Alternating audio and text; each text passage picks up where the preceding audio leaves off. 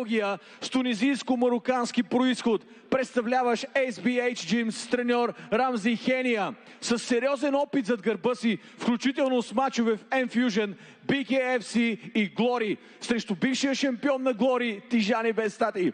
Световен шампион в категорията си и 2 пъти европейски шампион. С 18 победи на професионалния ринг, 5 от които с нокаут. Аплодисменти за Сабри Бен Хения! Неговият опонент в червения ъгъл на 25 години от град Варна, с треньор Делян Славов, представляваш Warrior Fight Club. С професионален рекорд от 19 победи, 7 от които с нокаут. С перфектна статистика в Max Fight, 5 мача, от които без победа. Една от най-актуалните звезди на българския кикбокс. Номер 1 претендент в световната организация Glory в категория до 77 кг. Прави завръщането си на родна земя тук тази вечер. Пловдив, да аплодираме Теодор Христов! Рефер на двубоя Руско Турманов Роко. След бързите инструкции от Руско Турманов се насочваме към екшена за връщането на Теодор Христов. Новина, която научихме буквално няколко седмици преди началото на вечерта и която със сигурност се превърна в едно от най-важните неща, един от най-важните акценти още за цялата вечер. Присъствието на Теодор Христов, която и да е зала по света, вече е голяма новина. Нещо, което си изградиха той и неговия щаб през всички тези години. Видяхте го как изглеждаше на 16. Виждаме сега вече мъжката версия на Теодор Христов с цяло завършен боец. Трябва да ви кажа, че тази мелодия, на която той излиза, е нещо невероятно, когато оглася залата в Роттердам. Никой няма да забравя това усещане с българския факт да има удоволствието да бъда там и да го гледам. Просто как излиза към ринга беше нещо вълшебно за мен. Тук започва с ляв апъркът, дясно коше и сега фронт-кик директно към лицето Теодор Христов. Шампионско начало бих добавил, защото веднага за центъра на ринга и атакува. Ето и сега мощен лоу-кик в момента, в който понечи дори да вдигне десния си крак. Левия беше подсечен. Отново целта е левия крак.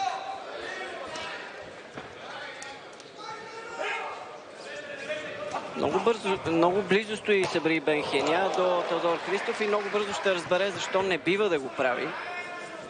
Ако остане така в обхвата на неговите попадения, комбинация 1-2, коляно в тялото и мощен ляв в целта за Теодор Христов. Именно точно той седи на дистанция, в която е удобно за Теодор. Попадение в черния дроп. Страхотен лоу-кик. Предния крак. А кика отсече именно този каф-кик, за който говорихме, и вижте само отпечатъка върху левия прасец. Абсолютно незабавно се отпечата. Още един такъв. Този път по-ниско долу към глезене, но все така здраво в кръка. Зачервяването е с диаметър около 15 см, така че такова нещо, 2 лоу-кика, повярвай ми, не искаш да си на мястото на Сабри. Виж каква комбинация. Ескиважа беше навременен, сега дигна навреме дясната си ръка Теодор Христов, за да не получи удар. Не желая Сабри да сложи този крак напреде. Вече видимо държи се краката по-събрани, защото всеки път, когато го подложи напреде, този крак е жертва. Комбинация през тялото към главата. Ляв прав. Десен прав. Мисля си, че Бен Хения ще падне тук върху нас. Още едно кроше. Ето, че още едно залетна. Бекфейс. Успя да се задържи на крака. На краката си Бен Хения. Просто не е ясно за мен. Но и каква атака от страна на Теодор Христов. Ръцете са свалени, предизвикателно поведение от Теодор Христов. Предизвиква го сега, кара го да тръгне напред, за да сбърка. Че се изпразоли. Въжетата, за да се засили, само че се подхлъзна с левия крак, да.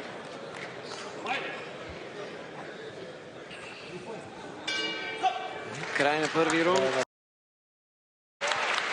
Ами така трябва да изглежда един боец от Glory. Един, няма да казвам думичката, с Ш, която ми е забранил Делян Славов да я казвам, докато не стане факт.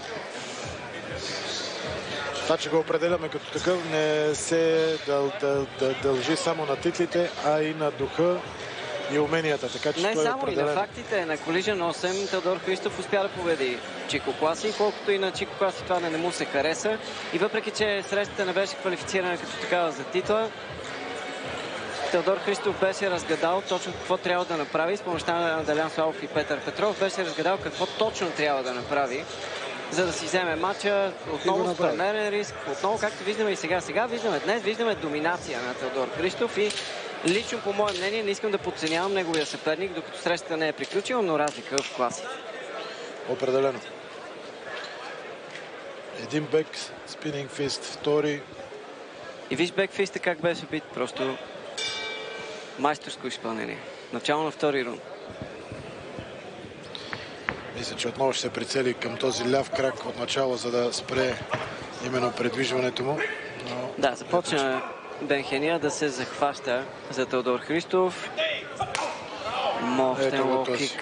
Повдигна кръка на съперника си във въздуха. Това е защото именно целта е този ляв прасец на Сабри Бенхения.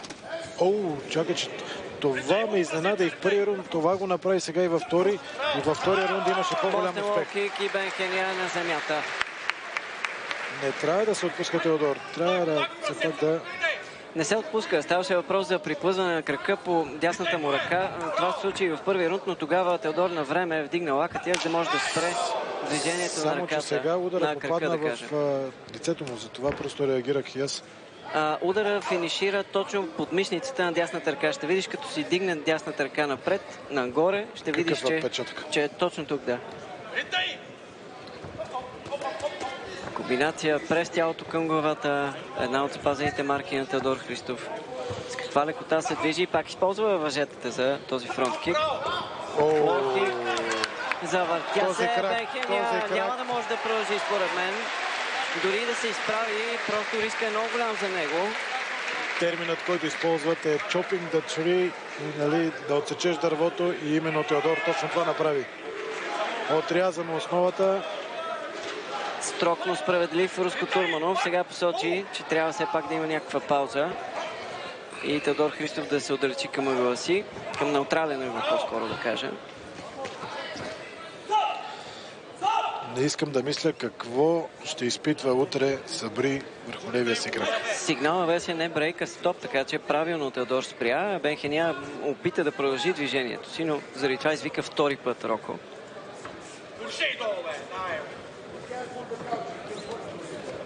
Отново всички искат този кик в прасеца, във вътрешната част на крака този път. А сега и отвън. Точно инструкциите са зад нас, дори и на феновете. Обърна гърб, Теодор спря и получи и адмирации и поздравления от своя противник, че не го удари.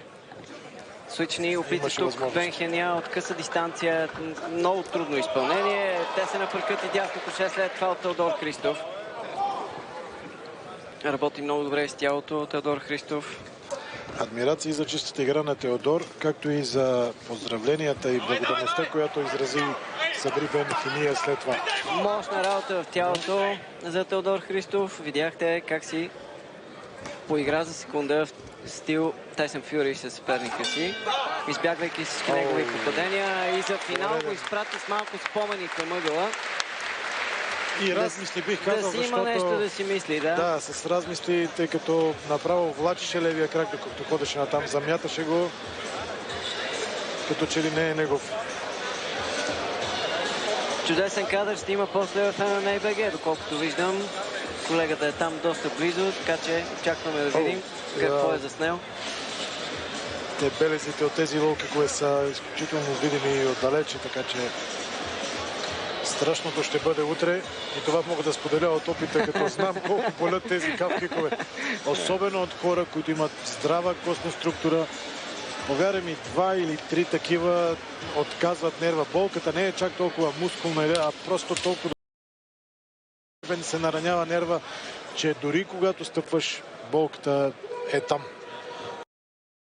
Позволява да се облягаш на този крак.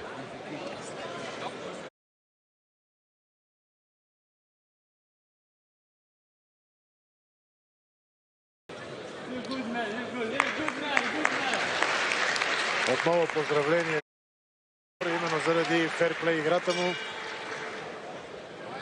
Каза, че е гуд човек и му прави чест. Прави му чест. Никакво разконцентриране от Теодор Христов. Виждаме, че остава Войната продължава. на фокус, събран. Ето, Директно че в и той ръкавиците. връща. Нищо опасно. Много добре от тялото си Теодор Христов.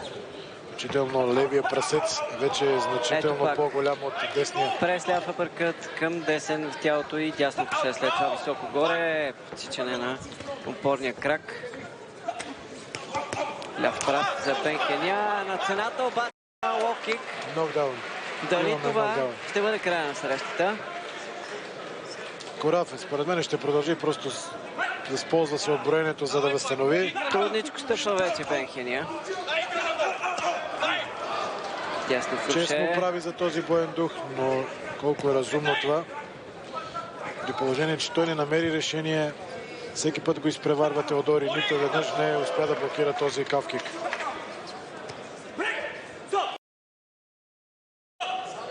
Сигнала пак беше стоп втория път и Бен Хеня. Изключително попадение за Теодор Христов. Ще се изправи ли Бен Хеня? Изправя се. Корафе.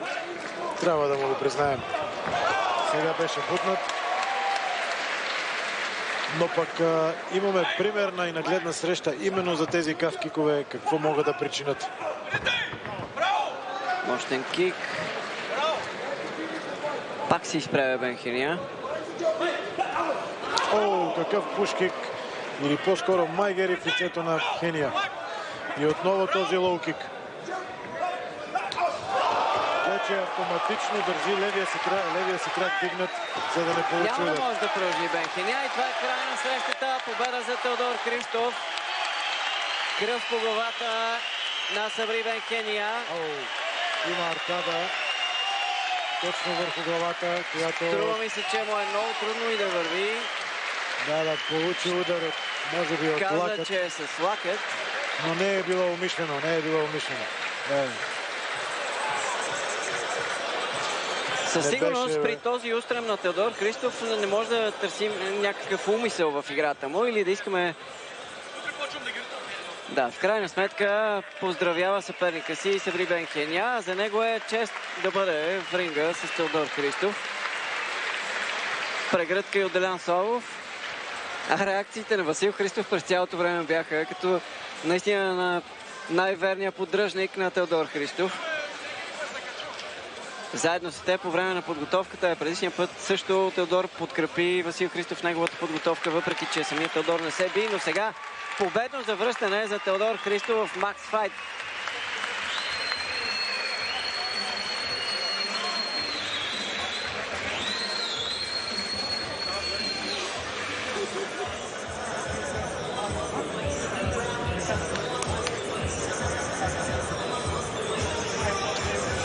Още веднъж някои от комбинациите на Теодор. Дами и господа, победа с се за боеца в червения ъгъл Теодор Христов!